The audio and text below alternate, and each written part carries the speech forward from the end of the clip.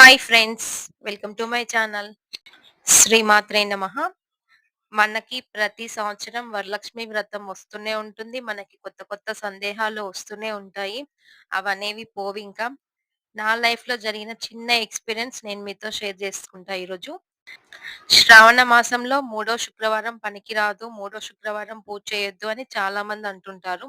నాకు తెలియక నేనొకసారి మూడో శుక్రవారం పూజ చేస్తే, అప్పుడే తెలిసింది మూడో శుక్రవారం పూజ చేయొద్దు, ఇలా ఉందా అని. నాకు కూడా తెలీదు అప్పటి వరకు. కానీ నేను అనుకునేదాన్ని, శుక్రవారము పూజ ఇంపార్టెంట్ గానీ, ఏ వారమైతే ఏముందిలే అనుకునేదాన్ని.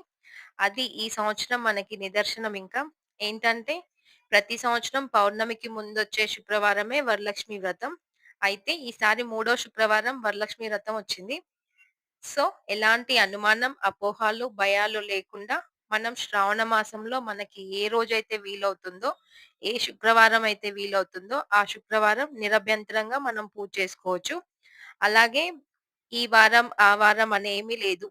తిథి చూడాల్సిన అవసరం లేదు. మనకి వారం కలిస్తే చాలు. వారం అంటే శ్రావణ మాసంలో శుక్రవారము. వరలక్ష్మి దేవికి ఎంతో ఇష్టమైన శుక్రవారము. అందరి అనుమానాలకి ఈ సంవత్సరం ఇంక ఫుల్ స్టాప్ అనుకోవాలి. అందరూ అంటుంటారు మూడో వారం చేయొద్దు అది ఇది అని. ఈ సంవత్సరం మనకి చక్కటి ఆన్సర్ వచ్చిందింకా. ఏ శుక్రవారమైనా పూజ చేసుకోవచ్చు అని. తిథితో సంబంధం లేదు అని. ఎలాంటి అనుమానం లేకుండా చక్కగా పూజ చేసుకోండి.